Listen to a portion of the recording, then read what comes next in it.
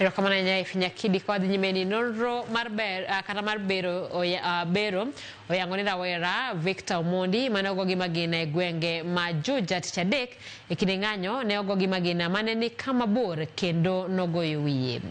Jabero mar piny owacho no yango mae chenro manotim General Cargo Funeral Home. Wuon mare oywagi kaka nyathi mane ng'uon kendo ne onge weche gi ji ka odwaro mondo kaw ndamo mar chik ne ng'ama ne onege.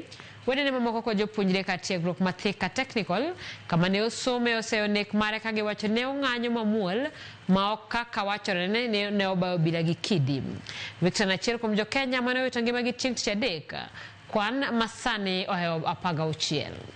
Jana alikuwa tu na simu yake ana record video kando ya barabara very far away from the police station, lakini sasa tunaambiwa ati alikuwa anarusha mawe kwa police station. Ile message imeachiliwa kutoka Juja, tunaambiwa ati alikuwa ameenda kuvuruga police station. That's a total lie kulingana na video yako. Victor alikuwa amejificha vizuri, ni kama target ya Victor ilianzia kutoka far. The cause of death was a head injury due to a perforating injury in keeping with the history that you were given of a gunshot wound. Kitu kama kidonda iko hapa kubwa kabisa. Sasa sijajua ile risasi iko ndani amelitoka. Alikuwa kijana mpole sana.